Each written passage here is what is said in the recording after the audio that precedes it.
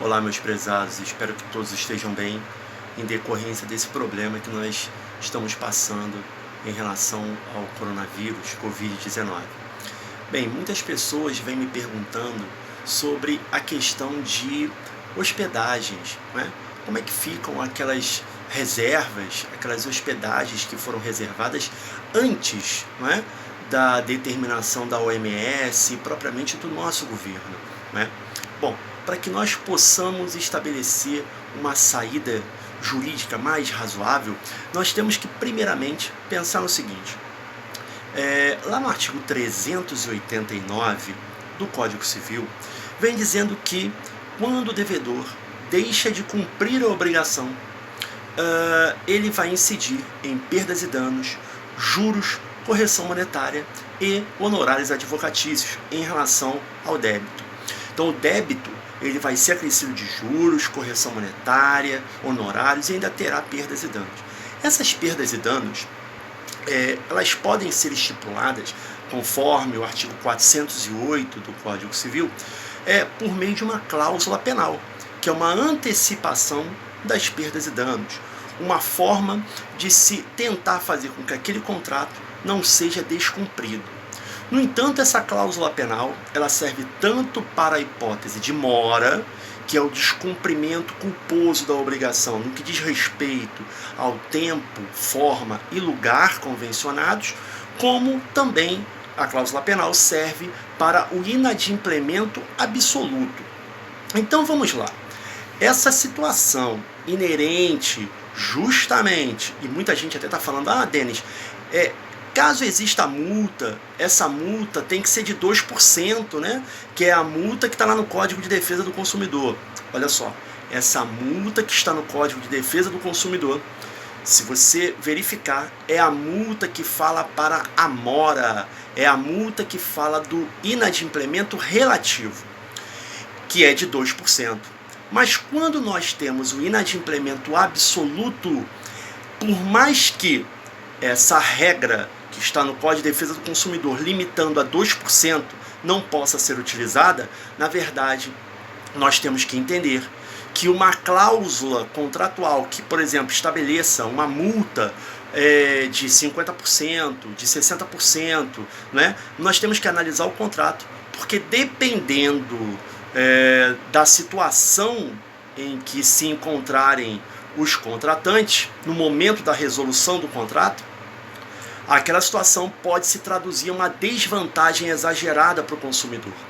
Então, o que acontece? Essa cláusula que estabelece, vamos dizer, a pessoa contratou lá, fez a reserva de uma hospedagem e agora, em decorrência do coronavírus, olha, vejam, prestem atenção, não se trata aqui de culpa do contratante, do consumidor.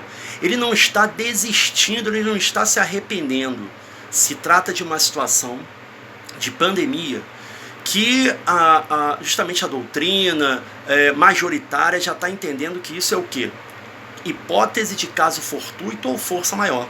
Na hipótese de caso fortuito ou força maior, quando o devedor então fica impossibilitado de cumprir a obrigação, ele não tem ao seu desfavor que custear, que pagar os prejuízos decorrentes desse inadimplemento, porque esse inadimplemento não se deu por um ato culposo seu. Não, ele não deixou de cumprir a obrigação por mora ou por um ato culposo seu. Não, foi em virtude de caso fortuito ou força maior. Então, em decorrência desse raciocínio, né, e o caso fortuito e a força maior estão lá no artigo 393 do Código Civil, nós temos que pensar de que forma? Se houve a contratação antes, né, dessa situação, dessa pandemia, o consumidor, e aí nós temos que fazer até uma interpretação justamente analógica, em razão do artigo do Código de Defesa do Consumidor, se eu não me engano, acho que é artigo 53 ou 52, eu não me lembro agora, ou é 52 ou 53, que fala que nos contratos de compra e venda, mesmo quando o consumidor está inadimplente, ele pode obter a devolução do que pagou, abatido o seu saldo devedor. Então vamos imaginar não é? O valor que a pessoa já pagou para reservar a hospedagem, eu acho justo e razoável, não é? Se for um pedido de devolução, porque o consumidor também pode pedir para que seja remarcado, não é? Sem custo nenhum a ele. Mas vamos imaginar que o consumidor, para ele, não seja mais interessante aquela reserva. Não é? Se o consumidor quiser então rescindir aquele contrato, mas em decorrência dessa situação de pandemia, eu acho justo, caso esse pedido de rescisão seja num prazo inferior a 72 horas antes então da data agendada, ter um abatimento, ter justamente talvez um percentual, vejam, de 10%. Por que 10%? Não é caso de mora, senão seria 2%. Eu acho interessante um percentual razoável de 10% para se custear então uma taxa de enfim, o custeio, a taxa de administração por ter sido justamente reservado aquele quarto, enfim, aquele cômodo para o consumidor. Então eu acho interessante, 10% é um percentual razoável. Agora, obviamente que tem que ser restituído, né, um valor praticamente quase que de forma integral ao consumidor.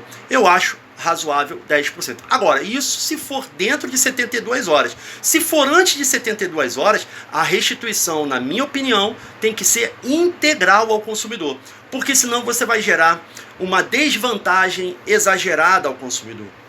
Então eu vejo dessa forma, tá?